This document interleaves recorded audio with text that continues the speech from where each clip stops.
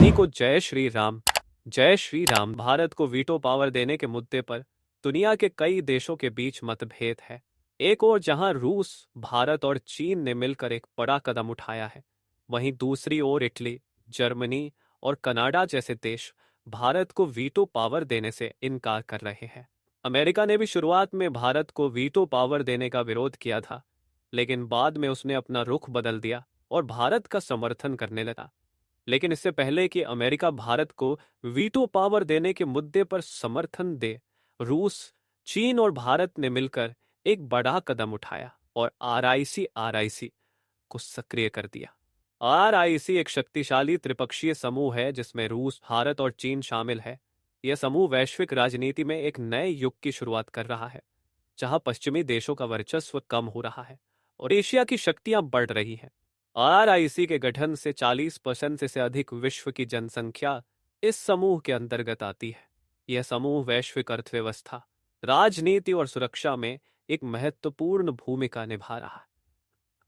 RIC एक शक्तिशाली त्रिपक्षीय समूह है जिसमें रूस, भारत और चीन शामिल हैं। यह समूह वैश्विक राजनीति में एक नए युग की शुरुआत कर रहा है, जहां पश्चिमी देशों का वर्चस्व कम हो रहा है और एशिया की शक्तियां बढ़ रही हैं। हाल ही में आरआईसी ने वीटो पावर के मुद्दे पर एक महत्वपूर्ण कदम उठाया है। वीटो पावर एक देश को किसी भी प्रस्ताव को रोकने की शक्ति प्रदान करता है, भले ही अन्य सभी देश उस प्रस्ताव को रोकने से इनकार कर दें।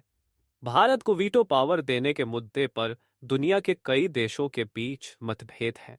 एक ओर जहां अमेरिका और अन्य पश्चिमी देश भारत को वीटो पावर देने का विरोध कर रहे हैं, वहीं दूसरी ओर रूस, चीन और अन्य देश भारत का समर्थन कर रहे हैं।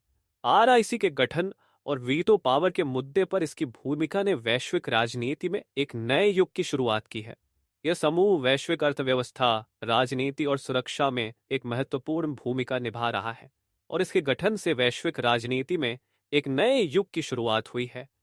केवल 5 देश जैसे ब्रिटेन के पास वीटो पावर है, इसीलिए अमेरिका और ब्रिटेन जैसे देश खुद को सबसे शक्तिशाली मानते हैं।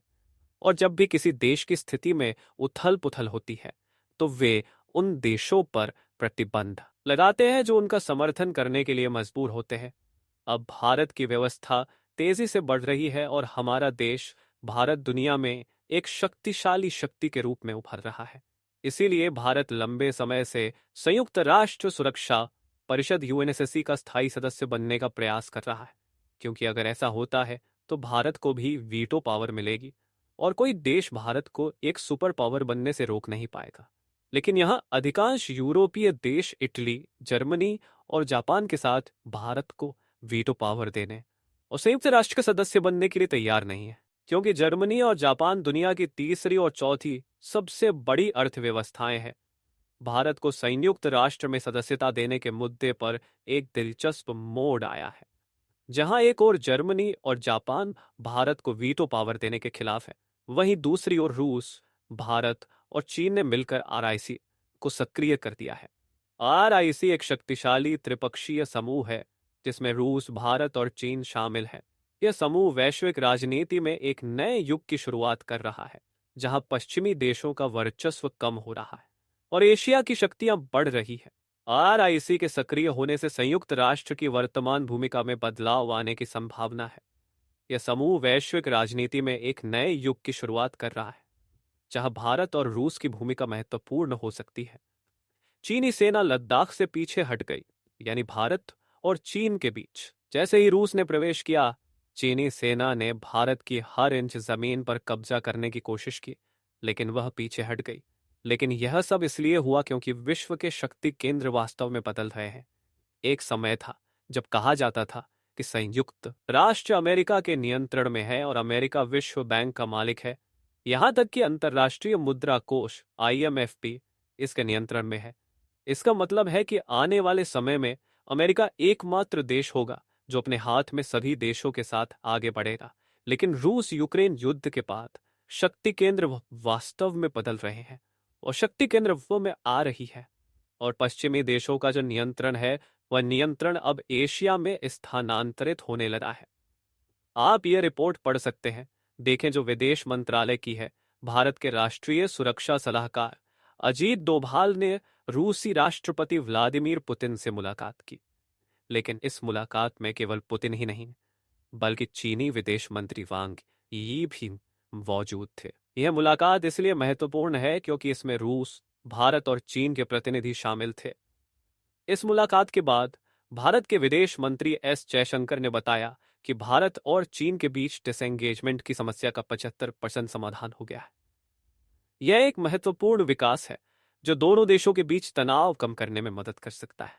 इस मुलाकात के परिणाम स्वरूप भारत और चीन के बीच सीमा विवाद को हल करने की दिशा में एक महत्वपूर्ण कदम उठाया गया है।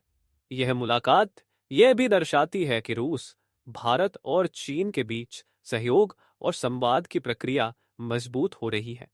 भारत रूस के लिए एक सहारा के रूप में काम कर रहा है और जैसे ही भारत रूस के लिए एक सहारा बन गया, भारत, रूस और चीन तीनों दी हम आपको बताना चाहते हैं कि भारत दुनिया का सबसे बड़ा जनसंख्या वाला देश है और चीन, जिसे एक निर्माण केंद्र के रूप में माना जाता है, अब इन दो देशों के साथ जुड़ गया है।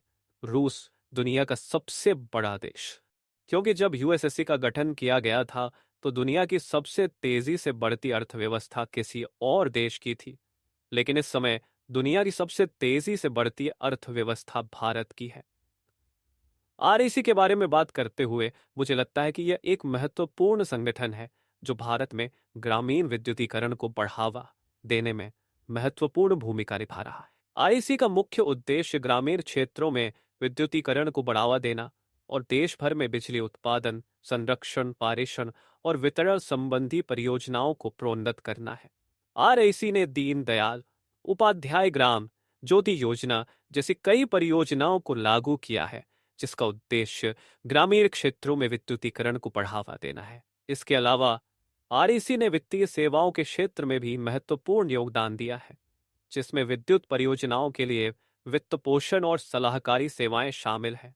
कुल मिलाकर मुझे लगता है कि आरईसी एक महत्वपूर्ण संगठन है जो भारत में ग्रामीण विद्युतीकरण को बढ़ावा देने में महत्वपूर्ण भूमिका निभा रहा। तो दोस्तों, आज के लिए इतना ही। वीडियो से पहले चैनल को सब्सक्राइब जरूर कर दे।